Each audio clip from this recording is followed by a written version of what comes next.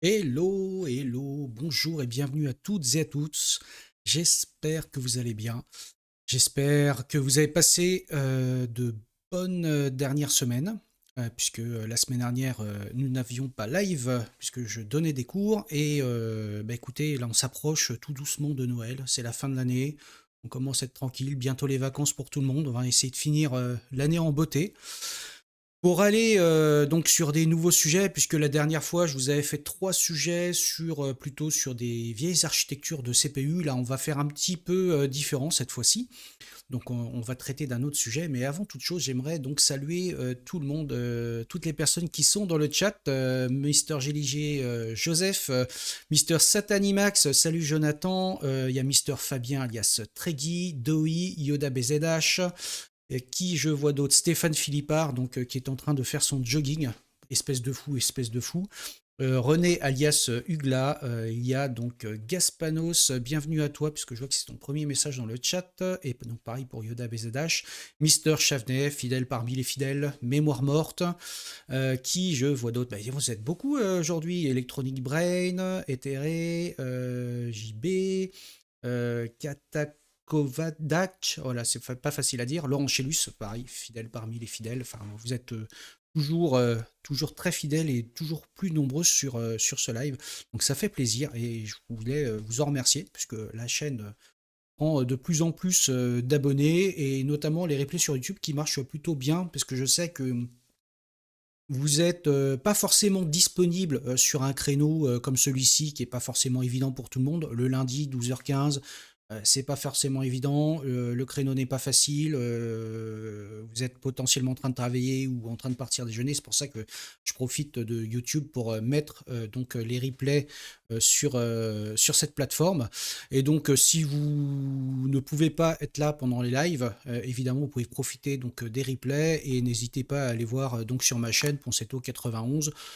Faites des likes, abonnez-vous, droppez des commentaires si le cœur vous en dit. Soyez toujours poli et sympathique. C'est quand même plus sympa d'échanger de façon posée entre nous plutôt que de recevoir parfois, il arrive parfois que l'on reçoive des insultes ou ce genre de choses, c'est jamais très sympathique, mais bon, c'est comme ça, c'est comme ça. Il y a Nida qui est là, salut Nida, ça fait plaisir de te voir sur le live. Nida qui essayait de faire un guess tout à l'heure pour savoir de qui j'allais parler, donc aujourd'hui on va reparler donc de légende du code, donc une légende du code et là, très clairement, c'est pas juste un simple développeur, c'est une des légendes du code, un peu comme les créateurs d'Unix dont j'avais déjà parlé, comme Donald Knuth et plein d'autres. Et donc aujourd'hui, je voudrais vous parler de Bill Joy. Bill Joy, donc, qui est un nom qui est a priori inconnu pour beaucoup de personnes, mais qui a fondamentalement changé, ou en tout cas influé sur ce qu'est l'informatique aujourd'hui. Juste très rapidement, pour vous donner un petit peu un ordre d'idée de ce qu'il a fait, donc il a créé VI. Alors je sais que pour certains et certaines, VI, c'est une douleur à utiliser, mais on va en reparler un petit peu tout à l'heure. Il a créé aussi le CSH, et il a cofondé entre autres Sun Microsystems, rien de moins. Il faisait partie des 4 cofondateurs de Sun Microsystems, mais aussi et surtout, il a énormément travaillé sur BSD Unix, donc la Berkeley Software Distribution, pour lequel il a eu un rôle plus que non négligeable, puisqu'il était l'un des initiateurs de cette distribution, mais on va revenir un petit peu sur le sujet un peu plus loin dans le live. Donc, je voulais vous parler de Bill Joy parce que vous le savez, j'aime bien parler un petit peu des légendes du code, des noms un petit peu inconnus, parce qu'aujourd'hui ça a tendance à se diluer, à perdre un petit peu des informations sur des gens qui ont un peu changé la face de l'informatique. Et donc Bill Joy, de son nom complet William Nelson Joy, est né donc en novembre 1954, donc 71 ans cette année, si mes calculs sont bons. Il est né donc aux États-Unis, dans le Michigan. Personne n'est parfait. Bon, après, je dis ça, je connais pas du tout le Michigan. Je suis même jamais mis les pieds aux États-Unis, hein. Ce qu'il faut savoir, c'est que Bijoy est déjà enfant un être assez particulier. Alors, ce qu'il faut savoir, c'est qu'il est issu d'une famille d'enseignants. Son père et sa mère sont des enseignants et notamment son père était vice-principal et conseiller dans une école. Ça l'a, probablement aussi, encouragé à être très, très tôt dans un environnement, intellectuellement stimulant. Je pense que a priori, d'après les recherches que j'ai faites, ses parents donc, l'ont pas mal poussé sur l'apprentissage et cetera. Et je pense aussi qu'il y avait des prédispositions à devenir ce qu'il allait devenir, pour la simple et bonne raison, c'est que très, très tôt, il s'est révélé extrêmement doué dans beaucoup de disciplines et notamment la lecture. Il faut savoir qu'il a appris, à lire à l'âge de entre 3 et 4 ans, ce qui est quand même, assez précoce. Donc, il est aux États-Unis rentré, je crois, vers 5 ans, à ce qui correspond à une sorte de maternelle. C'est un peu difficile, je connais pas très bien le système scolaire américain. Voilà, il est entré à l'école et très très rapidement, il a été confronté à tout ce qui est calcul, mathématiques, etc. Et c'est quelque chose pour lequel il avait une appétence assez particulière. Donc, ce qui s'est révélé très très jeune, c'est-à-dire notamment pendant l'équivalent du cours préparatoire chez nous, c'est-à-dire donc plutôt les petites classes, il s'est révélé très tôt avoir une bonne propension aux études, c'est-à-dire une facilité assez exceptionnelle pour apprendre, donc apprendre à lire les mathématiques et notamment tout ce qui touche aux matières scientifiques, mathématiques et les sciences physiques notamment. Donc, il suit une scolarité, on va dire, plutôt classique, mais plutôt dans le haut du panier, puisque il a été premier de ses classes systématiquement. Il a été premier de sa classe systématiquement pendant ses jeunes études.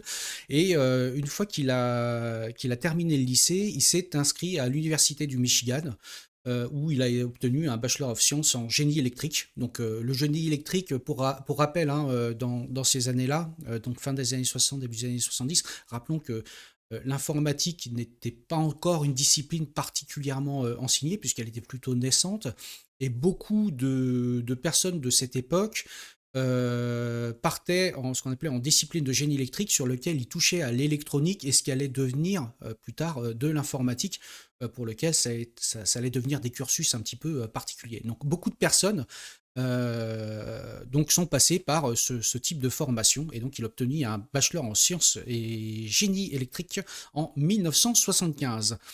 Donc, en 1975, bah, évidemment, il allait continuer ses études, et donc il s'est retrouvé à vouloir poursuivre ses études à l'université de Californie à Berkeley, la fameuse université de Berkeley, dans laquelle sont sorties énormément de choses, notamment que ce soit en électronique et en informatique, hein. Je pense qu'il y a deux, enfin selon moi, peut-être je me trompe, mais n'hésitez pas à le dire dans le chat ou à me le dire en commentaire plus tard. Selon moi, il y a vraiment deux universités qui touchent réellement aux sciences, qui sont assez importantes. Donc il y a le MIT évidemment et l'université de Berkeley, qui ont été assez fondatrices, je pense, sur les matières scientifiques, notamment toutes celles qui touchent à l'électronique et l'informatique aujourd'hui. Et donc il s'est inscrit donc à Berkeley pour aller continuer ses études. Et à Berkeley, alors on me dit dans le chat, Laurent Chélius me dit il y a Stanford aussi. Oui, oui, c'est tout à fait. Je pense que probablement Stanford fait partie du trio de tête. Moi, c'est vrai que j'ai surtout en mémoire le MIT et Berkeley, mais peut-être parce que je suis très très orienté par rapport à tout ce qui est sorti de ces universités. Et on va y revenir juste après.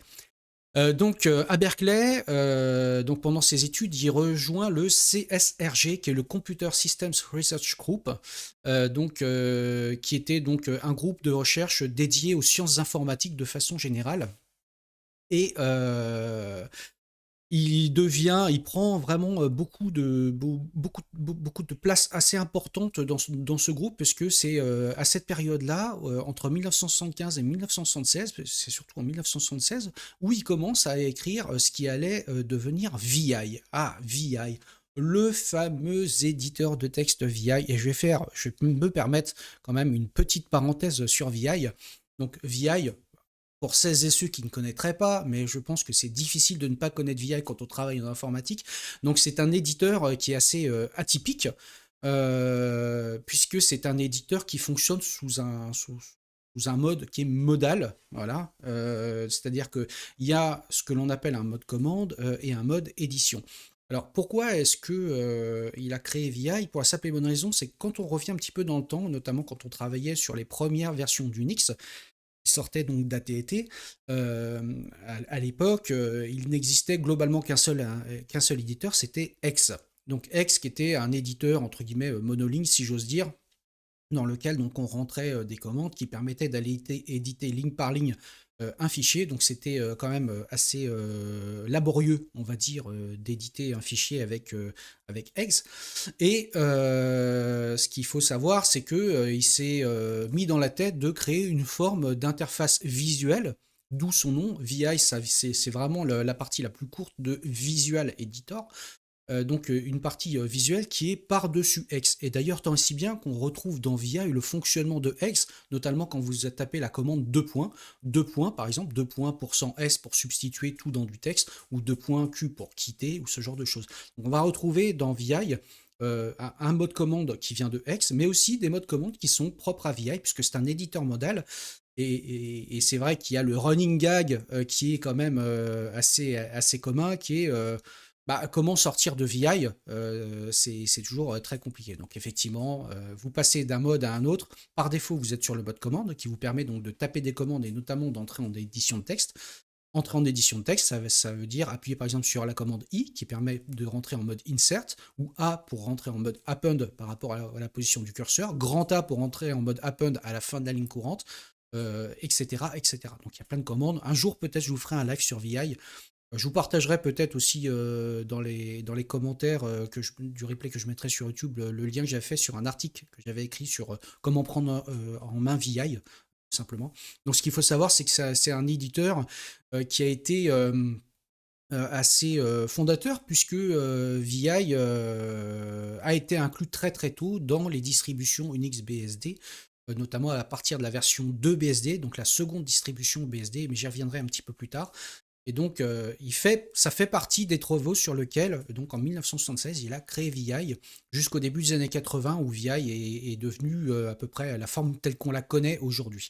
Donc, et puis, VI aura 50 ans donc, en 2026, tout comme moi, VI et moi avons le même âge. Et je vois que effectivement dans le chat, vous amusez bien, VI, etc. Il y a pas mal de petites blagoudettes, mais bon, voilà. Je vais fermer cette petite parenthèse sur VI.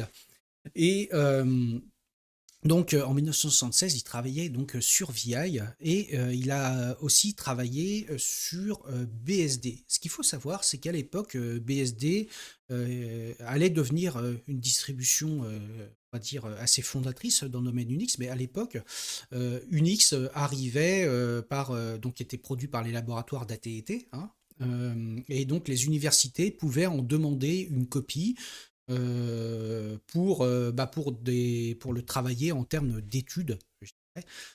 Et donc pouvoir avoir une copie d'Unix et l'adapter au système et pouvoir en étudier le fonctionnement, etc. Et donc, beaucoup de travaux ont commencé à être faits sur ce qui allait devenir donc BSD Unix, puisque Bill Joy a commencé à créer donc cette distribution BSD Unix. Alors, pas tout seul, évidemment, mais ça a été l'un des principaux initiateurs, puisque donc il a récupéré le code source donc, de l'Unix qui était distribué aux universités. À l'époque, ce qu'il faut savoir, c'est que c'était distribué sous forme de bande magnétique, tout le code source, et il fallait compiler soi-même son Unix, et puis évidemment l'adapter au matériel que l'on avait. Donc ce qu'a fait Bill Joy, et des premiers travaux qu'il a fait, c'était de pouvoir créer le système de gestion de mémoire virtuelle, justement pour le matériel sur lequel il voulait le faire fonctionner à l'époque, qui était un VAX, si je me souviens bien, un système de type VAX, donc produit par Digital Equipment. Et il y a Mister le permacodeur, salut, bienvenue à toi. Et donc, sur la création de la distribution BSD, donc il a créé le sous-système de gestion de mémoire virtuelle pour le hardware qu'il avait. Il a commencé à packager tout ça sous la forme d'une distribution qui serait réutilisable, notamment. Et c'est ça donc qui est devenu BSD Unix. En parallèle de ça, ce qu'il faut savoir, c'est que on se retrouve à la seconde moitié des années 70, fin des années 70 et tout début des années 80, aussi sur un travail qui est fondamental, qui était initié par la DARPA, et notamment c'est la partie Internet, c'est-à-dire la communication réseau. Il faut savoir qu'à l'époque, faire communiquer en réseau des machines, il n'y avait rien de standard, rien, tout était assez compliqué et puis, c'était quelque chose qui émergeait, hein, faire fonctionner, des machines en réseau, soit sur des sites locaux, soit sur des sites distants, c'était vraiment, un projet assez ambitieux et audacieux et donc qui était porté par la DARPA aux États-Unis, donc qui est un organisme plutôt à but, vocation militaire comme chacun le sait. Et il a été en charge de l'implémentation de TCP/IP notamment sur BSD Unix. Et notamment, il a participé, il a été l'un des principaux développeurs, mais pas le seul, à l'implémentation de ce qu'allait devenir les sockets BSD, c'est-à-dire l'API qui est aujourd'hui utilisée de façon standard partout, l'API des sockets Unix, qui en fait sont les sockets BSD, donc avec l'appel system socket, accept, listen, toutes ces choses-là. Voilà. Donc on voit déjà qu'il a déjà travaillé sur des projets quand même assez importants et assez ambitieux et plutôt audacieux, je dirais. Et tout ça pendant ses études et un petit peu après ses études. Dans la même période, non content d'avoir aussi donc inventé VI et d'avoir travaillé et fondé entre guillemets Unix BSD et d'avoir commencé à rationaliser, écrire et rationaliser l'API des sockets, bah, dans le plus grand des calmes, ce monsieur a créé aussi le CSH, donc le fameux C-Shell, qui est donc un shell de type pour Unix, hein, pour machine de type Unix, donc avec certaines caractéristiques. Je ne vais pas développer toutes les caractéristiques, hein, qui n'est pas foncièrement compatible avec le Bourne Shell, qui aujourd'hui est devenu la norme et qui est devenu la norme notamment au travers du Bash. Mais le C-Shell a été longtemps un shell standard utilisé donc sur les systèmes de type Unix. J'inclus dedans évidemment BSD, j'inclus Linux, j'inclus aussi les machines Unix propriétaires, donc c'est quelque chose qui s'est répandu assez rapidement. Donc il a créé le C-Shell. Alors aujourd'hui, le C-Shell, je pense qu'il y a peu de personnes parmi vous qui doivent l'utiliser, voire personne. Même moi, j'ai arrêté de l'utiliser, mais je l'ai très très très longtemps utilisé, notamment depuis la fin des années 90 jusqu'au milieu des années 2000. J'utilisais énormément de Seychelles qui avaient des caractéristiques qui étaient assez intéressantes. Et puis, il faisait partie donc des deux shells les plus répandus, hein, le Bourne Shell, lui-même le Seychelles. Donc, tout ça pour dire que voilà, c'est quelqu'un qui a été quand même assez prolifique pendant cette période on va dire, la deuxième moitié des années 70. Donc évidemment, il a obtenu son master en 1979 et on peut dire que finalement, en fin 79, début des années 80, donc il quitte l'université de Berkeley en ayant laissé quand même une empreinte assez importante par rapport à son travail et par rapport aux thèses, la thèse qu'il a écrite, par rapport à son travail, mais aussi par tout ce qu'allait devenir finalement l'informatique moderne.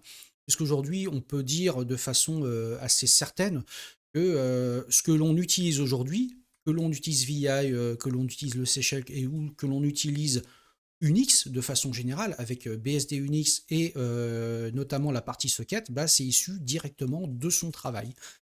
Donc, évidemment, en tant qu'étudiant, eh ben, il n'allait pas rester étudiant toute sa vie, rester à Berkeley, donc il a quitté Berkeley et on va rentrer dans une période une période un petit peu intermédiaire entre 79 et 82, sur laquelle il va continuer à collaborer sur ses projets, hein, donc BSD Unix et la partie socket qui va vraiment devenir le standard de facto vers des tout débuts des années 80, 82, 80, entre 82 et 84, on va dire. Et il est contacté à l'époque par trois autres personnes. Peut-être dont les noms vont vous parler. Il y a Scott McNealy, Vinod Khosla et Andy Bechtolsheim. C'est très très difficile à prononcer. Donc pour cofonder ce qui allait devenir Sun Microsystems. Alors évidemment, les quatre noms-là, que ce soit Bill Joy, Scott McNealy, Vinod Khosla et Andy Bechtolsheim, ne sont pas nécessairement des personnes qui se sont dit bah, du jour au lendemain on va créer une boîte, on est des financiers, etc. Ce sont vraiment des ingénieurs, des gens qui avaient une vision quand même assez affûtée de l'ingénierie et ils se sont dit que en s'entourant de personnes relativement talentueuses, dont Bill Joy, Ils allaient donc créer une entreprise qui permettrait donc de designer et de promouvoir l'essor des stations de travail. Et c'est comme ça donc qu'a été créé Sun Microsystems par ces quatre personnes. Sun Microsystems qui, dès le début des années 80, dès 82-83, va produire des machines qui permettaient donc de faire tourner Unix et notamment BSD Unix. Parce que l'avantage de recruter quelqu'un comme Bill Joy, c'est de recruter quelqu'un qui est évidemment d'extrêmement talentueux, mais aussi qui est un des fondateurs de l'Unix qui allait devenir plus tard SunOS, évidemment. SunOS qui allait devenir Solaris. Et donc, évidemment, Bill Joy a été recruté donc, pour créer, travailler sur différents projets de Sun Microsystems et notamment créer les premières stations de travail Sun, donc qui étaient, je le rappelle, basées sur des processeurs de type 68020 et plus, 68020, 68040, mais avec évidemment aussi du hardware plutôt spécifique à Sun Microsystems, mais aussi des processeurs dont on a déjà parlé dans les précédents lives. Et Bill Joy, à cet effet, donc, prend la direction de la stratégie technique de la firme directement, et il va donc et travailler sur les stations de travail et travailler sur la partie OS, mais il va travailler aussi pendant toutes ces années chez Sun Microsystems sur des projets dont vous avez forcément entendu parler ou que vous avez utilisé dans votre carrière, par exemple le NFS, le Network File System, où il a été une des personnes qui a profondément travaillé et profondément investi sur le sujet. Il va co-concevoir notamment la microarchitecture Spark, puisque Sun Microsystems va passer des processeurs type 68000 quelque chose après vers l'architecture Spark, donc qui sera donc conçu par Sun Microsystems et promu, on va dire, dans les futures versions, toutes les futures stations de travail de type Spark 5, Ultra Spark, jusqu'à ce que Sun, entre guillemets, meure et se fasse racheter par Oracle. En tout cas, voilà, il a travaillé sur des projets fondateurs. Il a notamment aussi participé à certaines parties donc, de Java, notamment. Il a participé à la conception des architectures processeurs Java, puisque rappelons-nous que dans les années 90 et début des années 2000, donc Sun Microsystems, dès 1995, a essayé de promouvoir Java en tant que langage et machine virtuelle, on va dire, pour faire du développement et de l'exécution, mais aussi cette architecture Java allait de pair avec une architecture technique physique, un processeur qui était capable d'exécuter du bytecode Java. Ça a existé, ça n'a pas tellement percé à l'époque, mais ça a existé, sachez-le. Et donc, il a travaillé donc, sur ces parties micro-architecture. Donc, vous voyez que c'est quelqu'un qui avait une connaissance technique et technologique qui était quand même assez vaste. Et donc, il est resté à la direction technique de Sun Microsystems, notamment comme directeur scientifique et directeur technique pendant plusieurs années. Et dès 1998, il devient officiellement, entre guillemets, directeur scientifique en chef de Sun Microsystems. Et c'est lui qui va énormément travailler sur tout ce qui est architecture distribuée, et notamment, j'en parlais à l'instant, les architectures de type Java, notamment Gini, si vous vous souvenez de Gini. Alors c'est quelque chose pareil qui a disparu aujourd'hui, mais Gini était quelque chose qui était le fer de lance de Sun Microsystems à la fin des années 90. Pour la simple et bonne raison, c'est que, rappelle le mantra de Sun Microsystems, c'est que pour eux, l'avenir, c'était l'avenir des objets connectés. Et Java était une plateforme qui permettait d'aller vers l'ultra connexion des objets. Donc Java, Java OS, effectivement, là je le vois dans le chat, Fabien qui le drop, Java OS, Gini, donc qui était un petit peu la base de la communication inter-device, et tout ça piloté par Java. Donc ils avaient quand même une vision qui était assez affûtée sur le fait que tout est réseau, puisque c'était leur mantra, le mantra dans l'informatique, tout est réseau. Voilà, donc après, évidemment, Sun Microsystems, fin des années 90, début des années 2000, a commencé à perdre en vitesse. Évidemment, l'architecture x86 a commencé à monter en puissance à la fin des années 90. D'ailleurs, un grand bond a été fait entre 99 et 2001 sur les architectures x86. Elles ont enfin réussi à passer le gigahertz, à avoir des processeurs un peu plus véloces, le prix du hardware diminuant. Ça a permis aussi la démocratisation de ces architectures et évidemment les grands et notamment les grandes startups ont commencé à passer du matériel type Sun Microsystems ou d'autres, que ce soit Silicon Graphics, etc., du matériel bien plus abordable, peu coûteux, et notamment on pense à Google, qui Google dès le début de son existence a fait le pari d'investir sur du hardware peu cher, basé sur du x86, plutôt que d'investir massivement sur des stations de travail ou des serveurs euh, tels qu'ils étaient proposés par Sun Microsystems.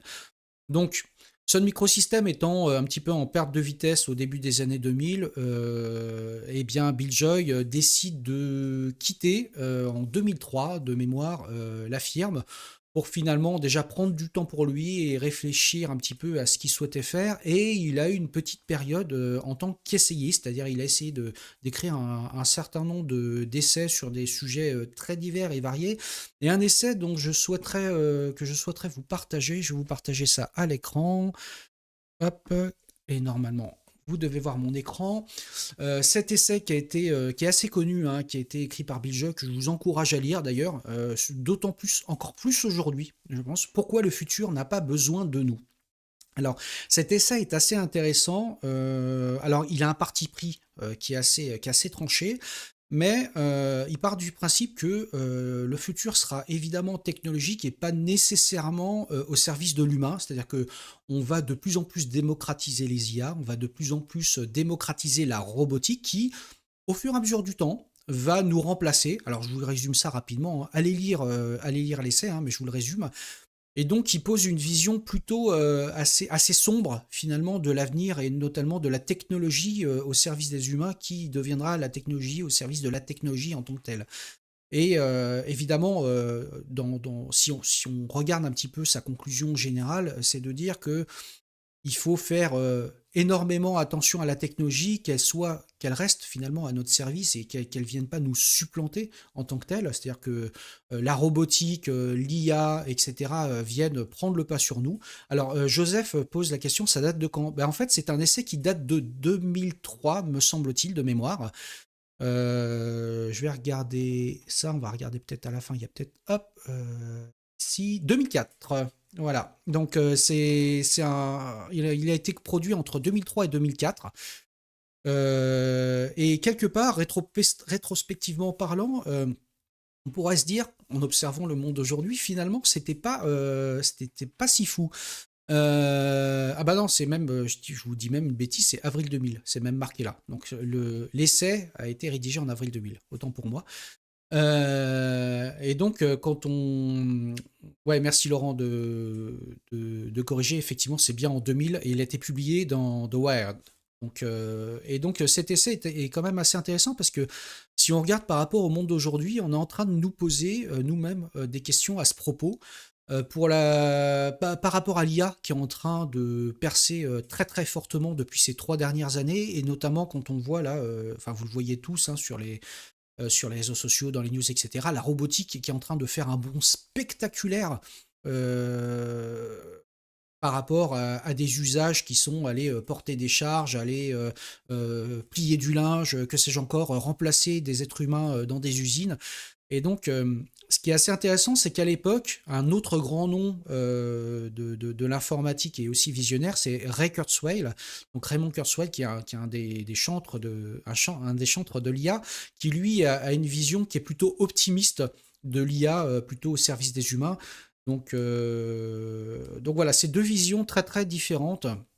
Et notamment la vision de Bill Joy est plutôt une vision, je dirais, plutôt sombre de l'avenir de l'IA et de la robotique, alors que Kurzweil a une vision plutôt positive par rapport à ces sujets-là.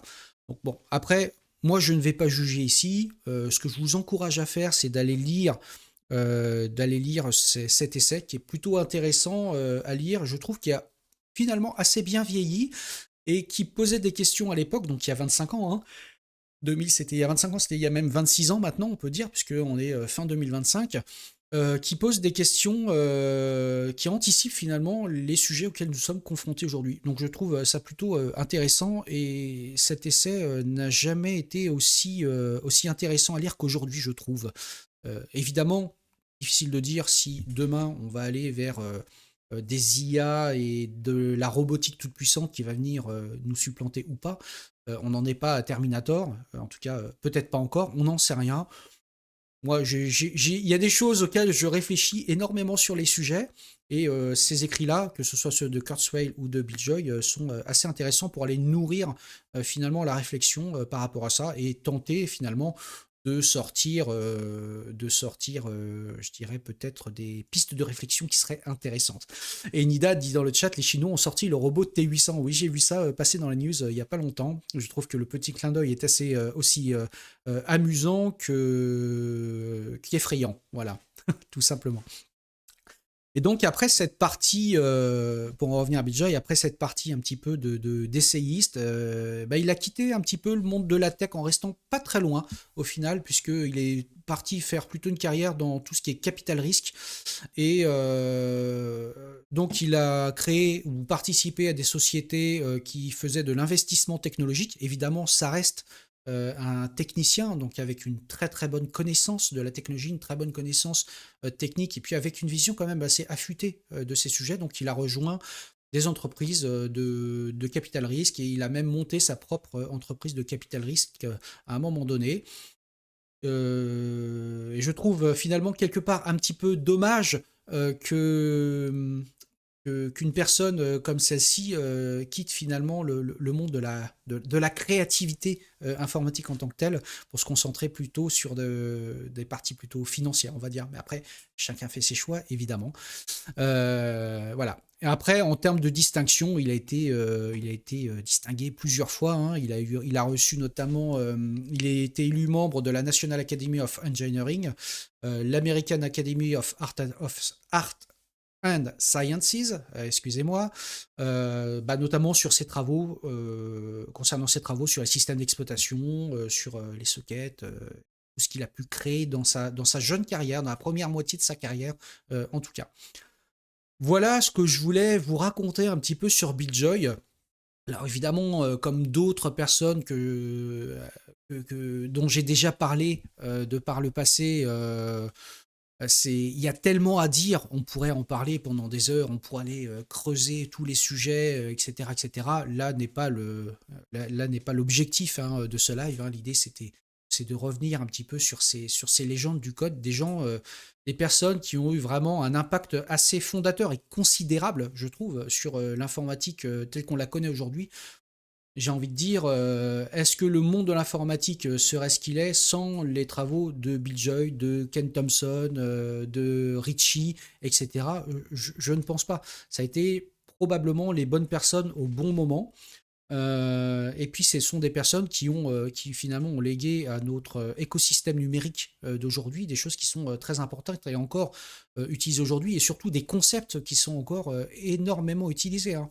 Parlons des concepts, tout est fichier sous Unix, les concepts des sockets BSD, bah, ça a été unanimement adopté par tous les systèmes d'exploitation, et typiquement les travaux sur BSD Unix ont été intégrés à de nombreux systèmes d'exploitation, hein. Donc il y a BSD Unix hein, jusqu'à BSD 4.4 qui ensuite est devenu, enfin, a été forqué sur les FreeBSD, les NetBSD, les BSD 386, tout ce que vous voulez, etc. Mais aussi SunOS, Solaris, macOS, qui, je le rappelle, a une base de BSD. Donc, enfin, il faut voir que tout ça, ça a eu un impact quand même considérable. Est-ce que macOS macOS aujourd'hui, serait ce qu'il est sans BSD? Probablement pas. Peut-être que ce serait quelque chose de différent. Peut-être ni mieux ni moins bien, hein, mais ce serait différent, évidemment. Dominique qui me dit, d'ailleurs un jour pourrais-tu nous parler de Dragonfly BSD? Oui, oui, un jour on pourra en parler, ce sera peut-être l'objet de pouvoir de parler de Dragonfly. J'aimerais un jour aussi parler un peu plus en détail bah, des systèmes d'exploitation qui sont autres que Linux, parce que je pratique principalement Linux depuis une trentaine d'années maintenant. Mais évidemment, il y a tous les autres systèmes d'exploitation qui sont plus de niche, hein. On pense bah, FreeBSD, je vais le qualifier de système de niche dans le sens où c'est moins adopté par le marché et par l'industrie que Linux aujourd'hui, hein, qui a cannibalisé l'intégralité du marché, on va pas se mentir. Mais voilà, il y a du FreeBSD, du NetBSD. Pour le NetBSD, je pense qu'il n'y a guère mieux que Emile Etor qui pourrait mieux parler de ça de moi, mais il y a évidemment toutes les autres variantes qui existent. Après, on me lâche, là, Dominique me dit QNX qui est un système d'exploitation temps réel, donc qui était assez avancé déjà dans le début des années 2000. Il y a Herd, dont on pourrait parler d'ailleurs, Herd, qui est qui est le projet de GNU, qui est assez intéressant, mais il y a des choses intéressantes à dire sur Herd, au-delà des blagues que l'on peut faire très très régulièrement sur cet écosystème. Il y a des choses qui sont très très intéressantes à raconter sur ces sujets. Donc voilà, donc un jour, effectivement, il faudra que je fasse quelques lives sur ces sujets, mais en faisant peut-être venir les bonnes personnes, peut-être un feat avec Emile, peut-être. Alors, je ne sais pas s'il m'écoutera sur ce sujet.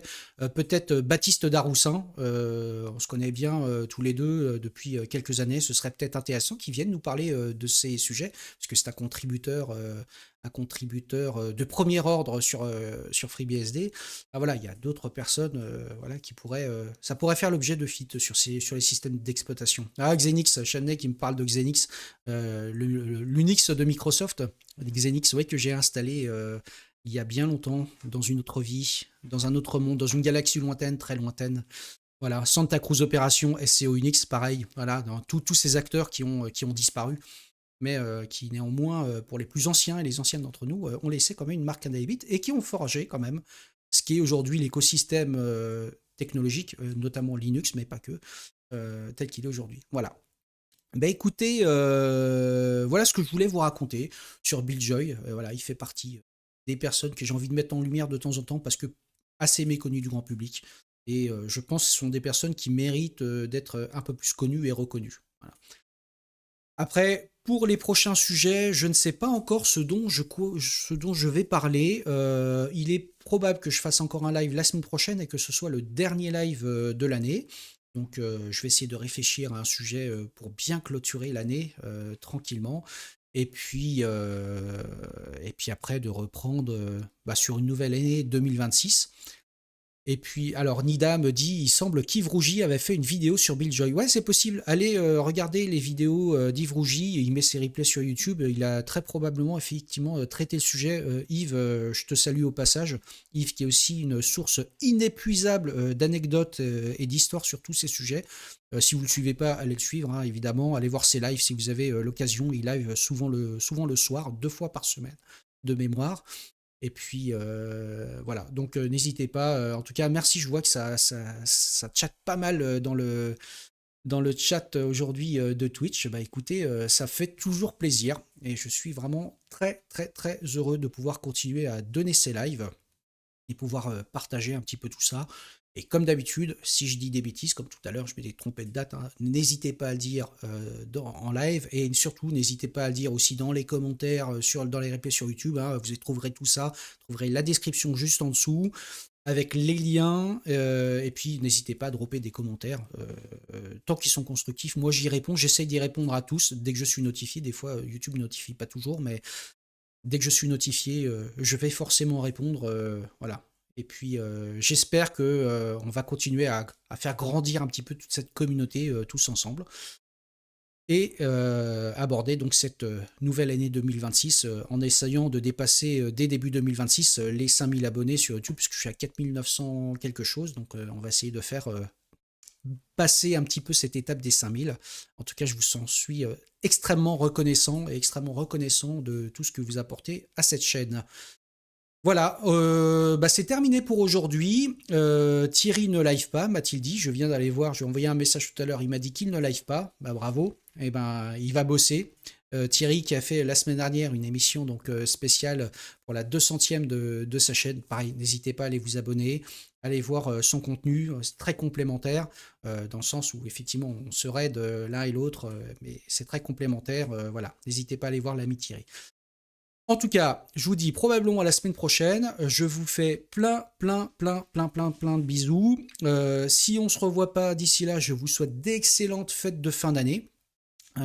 Et puis surtout, soyez sérieux, ne mangez pas trop, ne buvez pas trop.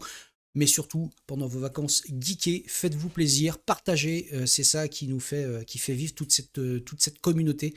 Et puis, bah voilà, je vous fais plein de bisous, et puis bah, je vous dis à la prochaine fois. Ciao, ciao, bye bye.